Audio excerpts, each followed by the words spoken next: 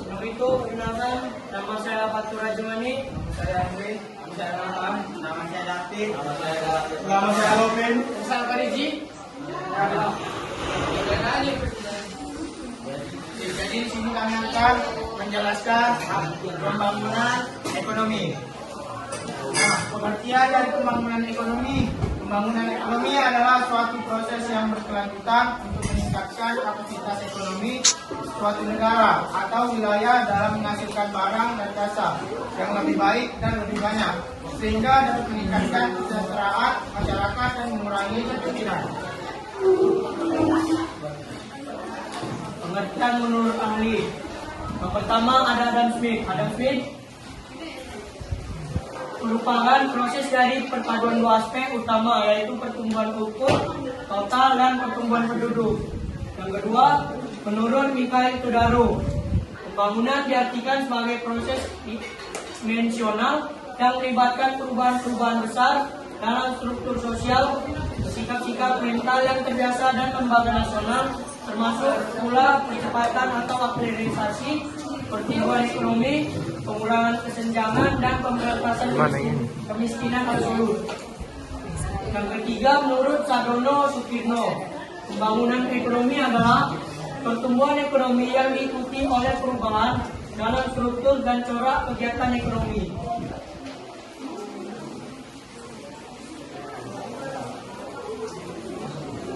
Kedua, ada perbedaan pembangunan ekonomi dan pertumbuhan ekonomi. Pertumbuhan ekonomi adalah kenaikan kuantitatif output barang dan jasa diukur melalui peningkatan PDB. Sementara itu, pembangunan ekonomi adalah proses kualitatif yang lebih luas, mencakup pertumbuhan ekonomi, perubahan struktural, peningkatan kualitas hidup, pemerataan pendapatan, serta perbaikan institusi dan lingkungan. Jadi pertumbuhan ekonomi adalah bagian penting dari pembangunan ekonomi yang lebih komprehensif. Tujuan pembangunan ekonomi. Tujuan utamanya adalah meningkatkan pertumbuhan ekonomi agar produksi dan pendapatan nasional meningkat. Yang kedua, menciptakan pemerataan hasil pembangunan supaya tidak ada dinikmati kelompok tertentu. Yang ketiga, mengurangi pengangguran dan kemiskinan. Yang keempat, meningkatkan tarif hidup masyarakat. Yang kelima, menstabilkan ekonomi nasional dari gejolak inflasi, defisit atau ketimpangan sosial. Perencanaan pembangunan ekonomi. Perencanaan pembangunan nasional. Setiap negara memiliki perencanaan pembangunan ekonomi. Di Indonesia ini dikoordinasikan oleh Bappenas, Badan Perencanaan Pembangunan Nasional. Yang pertama itu prinsip dasar pembangunan nasional. A. Membangun kemandirian. Pembangunan dilaksanakan berdasarkan kemampuan dalam negeri dengan memanfaatkan potensi dan kekuatan bangsa sendiri. B. Menjamin keadilan. Pembangunan harus memberikan manfaat secara adil bagi seluruh masyarakat dan menciptakan kesejahteraan yang merata. C. Menjaga keberlanjutan. Pembangunan dilakukan secara berkelanjutan agar kebutuhan generasi ini dan generasi dapat terpenuhi. Kedua juga rencana pembangunan jangka menengah nasional atau RPJMN. RPJMN adalah rencana pembangunan 5 tahunan. Contohnya RPJMN 2020 sampai 2024 yang merupakan penjabaran dari rencana pembangunan jangka panjang nasional. RPJPN 2005 sampai 2025. Tujuan utamanya adalah mewujudkan masyarakat Indonesia yang adil, makmur dan sejahtera melalui percepatan pembangunan di berbagai bidang. Arah RPJMN 2020 sampai 2024 mengacu pada Sustainable Development Goals atau disebut singkatannya SDGs dengan 17 tujuan dan 7 agenda pembangunan nasional utama. Pengaruh utamaan dalam RPJMN 2020-2024 ada 3 pengurus utama. Mainstreaming utama. 1. Pembangunan inovatif dan adaptif. 2. Menjadi katalis agar seluruh sektor bekerja sinergis. 3. Pembangunan berkeadilan dan berwawasan lingkungan. Selanjutnya ada keberhasilan pembangunan ekonomi. Keberhasilan pembangunan ekonomi, beberapa indikator utama yang digunakan untuk mengukur keberhasilan pembangunan ekonomi meliputi 1. Pertumbuhan produk domestik bruto atau PDB real mengukur nilai total barang dan jasa yang diproduksi dalam suatu negara disesuaikan dengan inflasi. Pertumbuhan PDB real yang positif menunjukkan peningkatan produksi dan aktivitas ekonomi. 2. Pendapatan per kapita. Pendapatan per kapita atau PDB per kapita adalah ukuran rata-rata pendapatan penduduk. Peningkatan pendapatan per kapita menunjukkan peningkatan kesejahteraan masyarakat. 3. Indeks pembangunan manusia atau IPM. IPM mengukur kualitas hidup berdasarkan harapan hidup, tingkat pendidikan, dan standar hidup. IPM yang tinggi menunjukkan peningkatan kualitas hidup.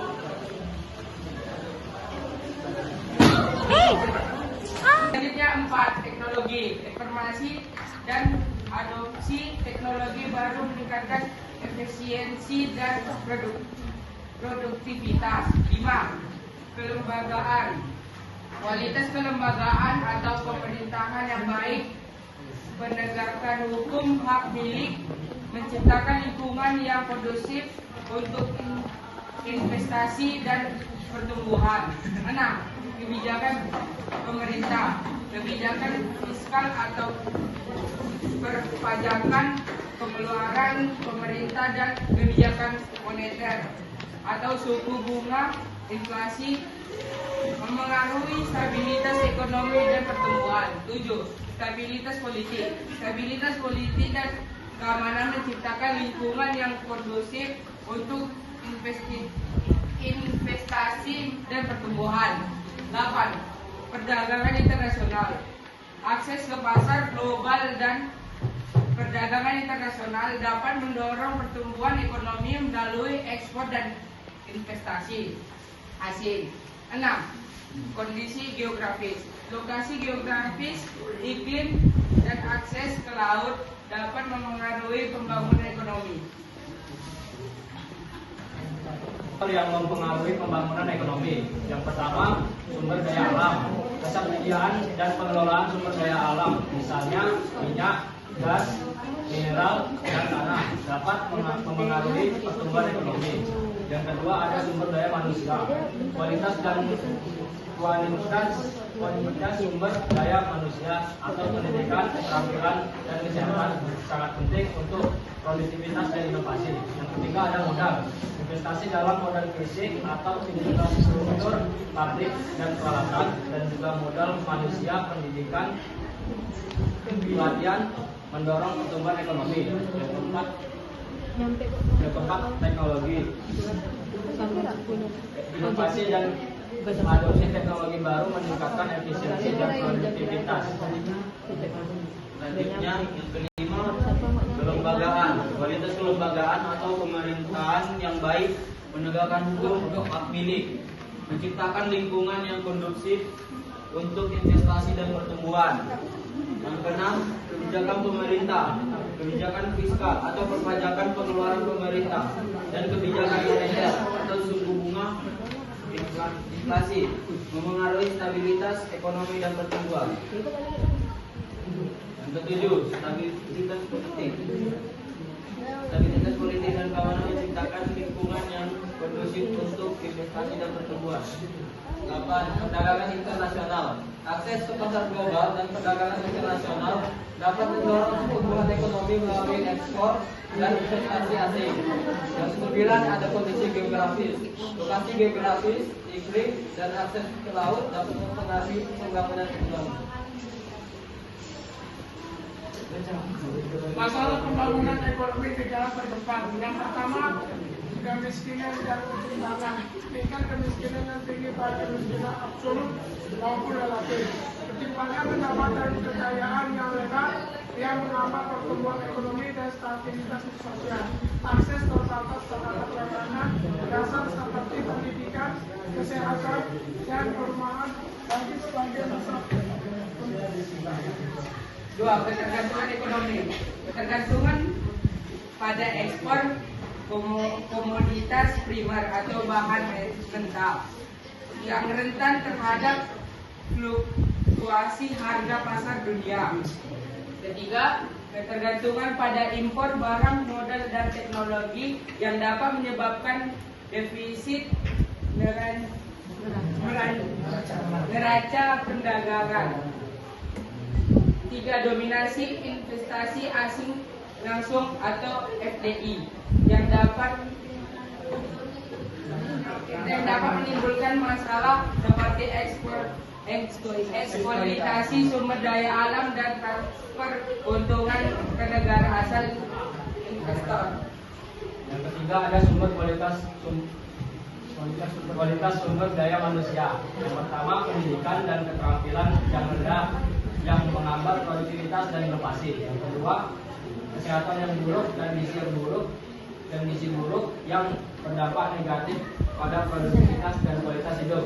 Dan yang ketiga, kurangnya akses terhadap pemelatihan dan pendidikan vokasi yang relevan dengan kebutuhan pasar kerja. Yang keempat, infrastruktur yang kurang memadai. Keterbatasan infrastruktur fisik seperti jalan, jembatan, pelabuhan, bandara, dan jaringan listrik yang menghambat aktivitas ekonomi. Yang kedua, kurangnya infrastruktur digital seperti akses internet dan teknologi informasi yang menghambat pertumbuhan sektor digital dan e-commerce. Yang kelima, ada tata kelola yang buruk.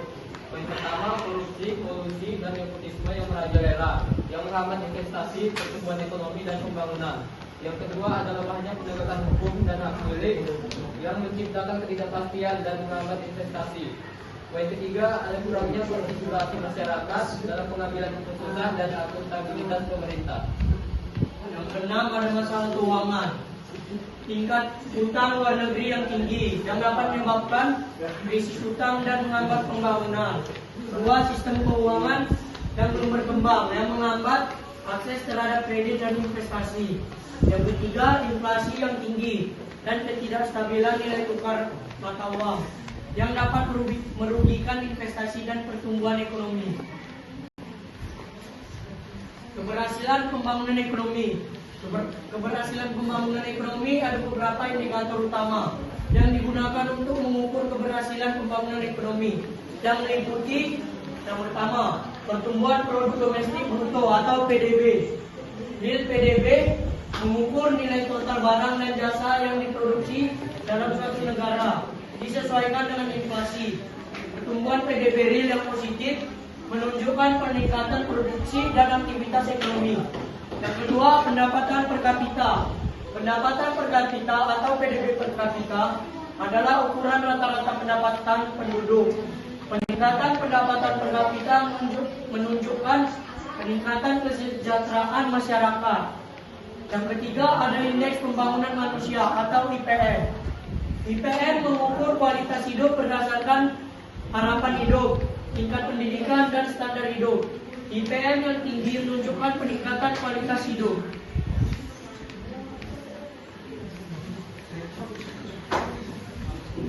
Kesimpulan, pembangunan ekonomi adalah proses berkelanjutan untuk meningkatkan kesejahteraan masyarakat melalui pertumbuhan ekonomi yang merata, peningkatan kualitas hidup, serta perubahan struktural yang berkesinambungan dalam perekonomian suatu daerah atau negara. Intinya adalah menciptakan kondisi di mana semua orang memiliki kesempatan yang lebih baik untuk hidup, kesejahteraan, dan produktif. Sekian presentasi kami. Jika ada yang mau bertanya, dipersilakan. Perwakilan dari kelompok perempuan izin bertanya kepada kalian. Jelaskan apa pengaruh dari pertumbuhan ekonomi terhadap keberhasilan pembangunan ekonomi. Terima kasih. Di sini saya akan menjawab pertanyaan dari Arlita. Pertanyaannya, jelaskan apa pengaruh dari pertumbuhan ekonomi terhadap keberhasilan pembangunan ekonomi. Pertumbuhan ekonomi berpengaruh besar terhadap keberhasilan pembangunan ekonomi karena keduanya saling berkaitan erat. Jadi yang pertama, meningkatkan pendapatan nasional. Pertumbuhan ekonomi berarti meningkatkan produksi barang dan jasa di suatu negara. Yang kedua, meningkatkan kesejahteraan masyarakat. Ketika ekonomi tumbuh, kesempatan kerja bertambah dan pendapatan masyarakat meningkat. Yang ketiga, mempercepat pemerataan pembangunan. Dengan pertumbuhan ekonomi yang stabil, pemerintah dapat membangun berbagai sektor seperti pertanian, industri, jasa di berbagai daerah, sehingga pembangunan tidak hanya terpusat di kota besar. Yang keempat, menarik investasi dan memperkuat sektor produksi. Pertumbuhan ekonomi yang baik meningkatkan kepercayaan investor, masuknya investasi baru, memperkuat sektor produksi, dan mempercepat pembangunan ekonomi nasional. Yang kelima, meningkatkan kualitas sumber daya manusia atau SDM. Pertumbuhan ekonomi memungkinkan pemerintah menyediakan pendidikan dan pelatihan yang baik, sehingga SDM menjadi lebih produktif seperti faktor penting dalam keberhasilan pembangunan jangka panjang. Apakah bisa diterima? Jawabannya sudah bisa diterima, terima kasih. Oke. Kelompok perempuan ingin bertanya, apa saja tantangan utama dalam pembangunan ekonomi di negara berkembang? Pertanyaannya ini, tantangan utama dalam pembangunan ekonomi di negara berkembang antara lain sebagai berikut. Yang pertama itu kemiskinan yang tinggi, kedua pengangguran, ketiga kualitas sumber daya manusia yang rendah, keempat ketergantungan pada sektor primer, lima keterbatasan infrastruktur, enam korupsi yang semakin banyak, tujuh ketimpangan sosial dan ekonomi. Ayo, lima, yuk. Baik, terima kasih atas jawaban yang diterima. Ingin bertanya, tadi kan ada rencana pembangunan jangka menengah nasional, itu mengacu pada Sustainable Development Goals. Nah, apa saja 17 tujuan pembangunan berkelanjutan tersebut? Oke, di sini saya akan menjawab pertanyaan dari Nafa. Berikut 17 tujuan pembangunan berkelanjutan atau Sustainable Development Goals atau SDGs. 1. Tanpa kemiskinan. 2. Tanpa kelaparan. 3. Kehidupan sehat dan sejahtera. 4. Pendidikan berkualitas. 5. Kesetaraan gender. 6. Air bersih dan sanitasi layak. 7. Energi bersih dan terjangkau. 8. Pekerjaan layak dan pertumbuhan ekonomi. 9. Industri, inovasi dan infrastruktur. 10. Berkurangnya kesenjangan. 11. Kota dan pemukiman yang berkelanjutan. 12. Konsumsi dan produksi yang bertanggung jawab. 13. Penanganan perubahan iklim. 14. Ekosistem lautan.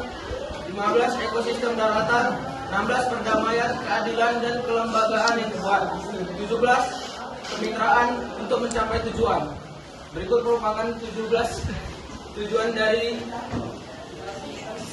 pembangunan berkelanjutan. Baik, bisa diterima, terima kasih jawabannya. Oke. Perkenalkan, saya Rutmadana Ciadani dari perwakilan kelompok cewek. Saya ingin bertanya bagaimana peran pemerintah dan masyarakat dalam mendukung pembangunan ekonomi yang berkelanjutan. Baik, di sini saya akan menjawab pertanyaan dari Ruth. Pertanyaannya, bagaimana peran pemerintah dan masyarakat dalam mendukung pembangunan ekonomi yang berkelanjutan? Peran pemerintah itu yang pertama, membuat kebijakan ekonomi yang adil dan ramah lingkungan, seperti pajak hijau atau regulasi penggunaan sumber daya alam. Yang kedua, meningkatkan kualitas pendidikan dan kesehatan, agar sumber daya manusia menjadi lebih produktif dan berdaya saing. Yang ketiga, membangun infrastruktur berkelanjutan, seperti transportasi publik ramah lingkungan dan energi terbarukan. Yang keempat, ada menarik investasi yang bertanggung jawab untuk menciptakan lapangan kerja tanpa merusak lingkungan. Yang kelima, ada menegakkan hukum dan mengurangi korupsi, agar dana pembangunan digunakan dengan efektif dan transparan. Dan untuk peran masyarakatnya, yang pertama ada berpartisipasi aktif dalam kegiatan ekonomi lokal seperti UMKM atau koperasi. Yang kedua, menjaga kelestarian lingkungan, misalnya dengan mengurangi sampah plastik